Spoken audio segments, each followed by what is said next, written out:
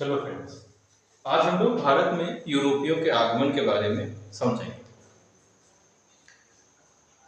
भारत में जब भारत में यूरोपियों का आगमन उस समय शुरू हुआ जब 1453 में उस्मानिया सल्तनत ने एशिया माइनर को जीत लिया और कुश्तुनतुनिया पर अधिकार कर लिया। इससे पूर्व और पश्चिम के बीच में जो व्यापारिक मार्ग थे उसके ऊपर तुर्की का नियंत्रण हो गया। अब पूर्वी देश व यूरोप के बीच में जो पारस्परिक व्यापारिक मार्ग थे उस पर कहीं ना कहीं अंकुश लग गया। अब जो यूरोपियन देश थे वो भारत व इंडोनेशिया, जिसको कि मसालों का द्वीप कहा जाता था, इनके लिए सुरक्षित समुद्री मार्गों की तलाश करने लगे।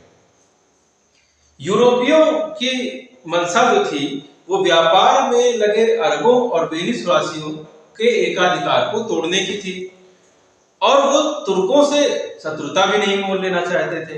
तो इसलिए उन्होंने सीधा व्यापार का संबंध स्थापित करना चाहा। पुर्तगाल और स्पेन के नाविकों को अपनी अपनी सरकारों की सहायता मिली, जिससे कि भौगोलिक मार्गों की खोज उन्होंने शुरू की।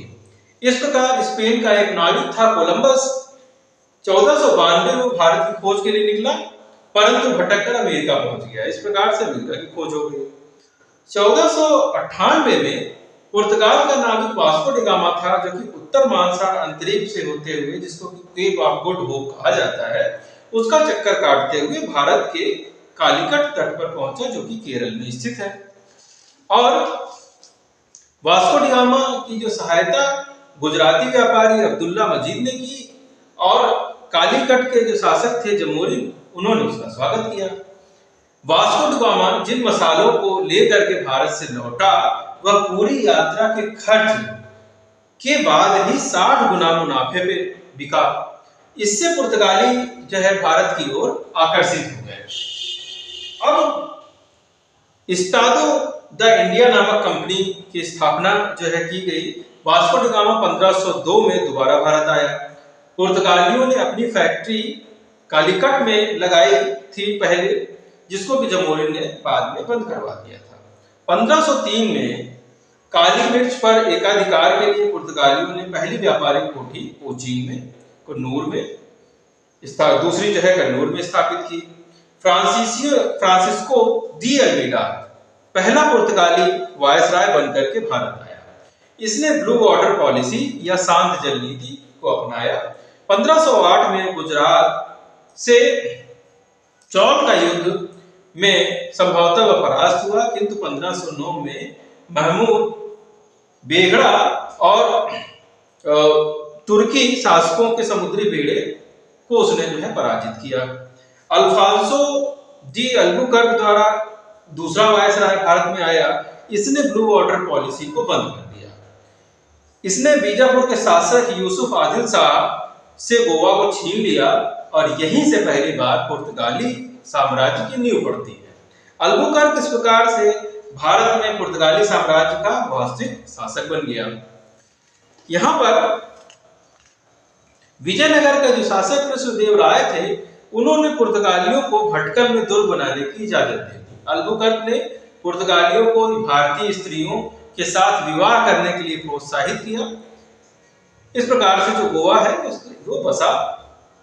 नीनो डी कुन्हा ने गोवा को राजधानी बनाया और सेंट टोमे व हुगली नामक बस्तियां बनाई। इससे गुजरात के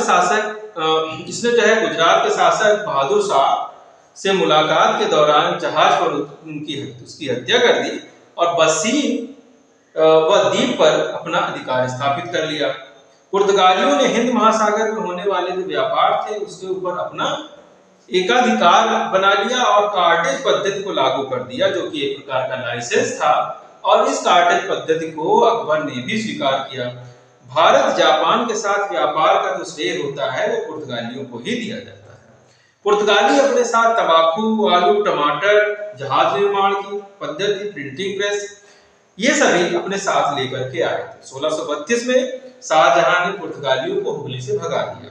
1661 में पुर्तगालियों पुर्तगाली राजकुमारी का विवाह ब्रिटिश राजकुमार चार्ल्स द्वितीय से हो गया, और जिससे भारत का बंबई का क्षेत्र दहेज में मिला, और उसने बाद में 10 पाउंड वार्षिक किराए पर इसे जो है ब्रिटिश कंपनी को दे दिया।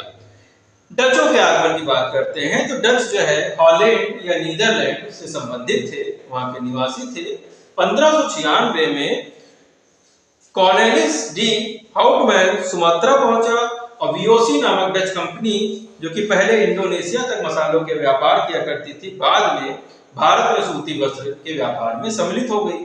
1605 में पहली फैक्ट्री मछलीपट्टनम, दूसरी नागपट्टनम में बनाई गई। नील, सोरा, सूती वस्त्र का निर्यात ये किया करते थे। डचों व अंग्रेजों के बीच पेदरा का युद्ध होता है, जिसमें 1759 में डच हार जाते हैं और उनका पतन हो जाता है। ईस्ट इंडिया कंपनी का आगमन 1599 में ईस्ट इंडिया कंपनी व्यापार के मकसद से भारत आती है। 1600 में रॉयल चार्टर साइन किया जाता है, जिसमें कि इनको व्यापार के लिए 15 वर्षों के लिए एकाधिकार प्राप्त था, जिसको 1609 में बढ़ा करके अनिश्चितकालीन कर दिया गया। 1608 में हॉकिंस जहांगीर के दरबार से सूरत में फैक्ट्री खोलने की इजाजत प्राप्त कर लेता है। 1673 में एक स्थायी कारखाना स्थापित करने की अनुमति प्राप्त होती है, और पुर्तगालियों का जो जहाजी बेड़े था उसको पराजित करके वह उस क्षेत्र पर भी अधिकार कर लिया। 1623 में सूरत, आगरा, अहमदाबाद, मछलीपट्टनम तथा भड़ौच में अपनी व्यापारिक कोठियां स्थापित कर दी। 1611 में दक्षिणी मछलीपट्टनम और 1633 में बालासोर, 1639 में मद्रास, इन सब पर कब्जा जमा लिया। फ्रांसिस डे ने मद्रास पट्टे पर किलेबंदी कर दी, और इसे किलेबंदी को फोर्ट सर जॉर्ज ने इसको करवाया। गोलकुंडा में गोल्डन फरमान, जो कि स्वतंत्रता पूर्वक व्यापार करने का एक है प्रपत्र था, उसको प्राप्त किया। मुख्यालय जो है सूरत से बंबई स्थापित किया गया 1668 में। 1686 में हुगली में इन्होंने लूटपाट की, और औरंगजेब ने फिर अपनी सेना भेजी, तो क्षमा याचना के बाद औरंगजेब ने मुआवजा लेकर के व्यापार का अधिकार दे दिया। 1698 में अजीमुल शाह द्वारा अंग्रेजों को सूता नदी, कालीकता और गोविंदपुरा 3 गांव की जमींदारी इनसे प्राप्त हुई।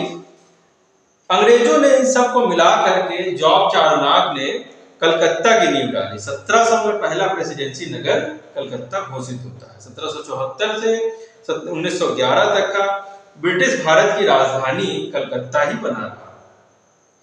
1777 में फारूक सयार का इलाज ईस्ट इंडिया कंपनी के डॉक्टर विलियम हैमिल्टन द्वारा करने पर व्यापारिक जो सुविधाओं वाला जो फरमान था, जिसे कि एक मैग्ना कार्टा कहा गया, महाधिकार पत्र कहा गया, वो प्राप्त करने में ईस्ट इंडिया कंपनी सफल रही।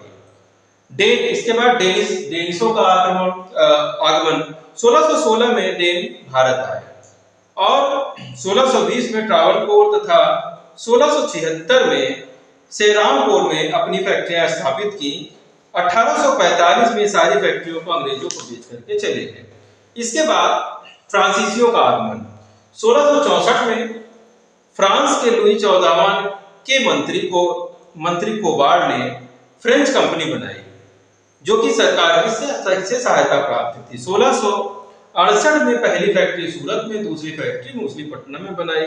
1673 में फेको मार्टिन ने वलिकोमपुर के सूबेदार शेर खान लोधी से कुछ गांव प्राप्त किए, और इन गांवों को बाद में पौंडीचेरी के नाम दिया गया।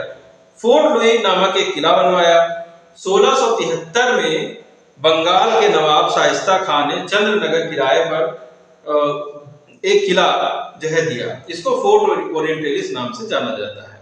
1721 में मॉरिशस, 1725 में मालेबार में माहे व कराई काल पर अधिकार कर लिया, और 1442 में फ्रांसीसी गवर्नर डुप्ले का भारतीय राज्यों में हस्तक्षेप व इसके बाद 3 कर्नाटक के युद्ध होते हैं, 3 आंग्ल कर्नाटक युद्ध होते हैं और 20 वर्षों तक के दोनों कंपनियों के बीच युद्ध चलता रहा और अंततः जो है अंग्रेज विजयी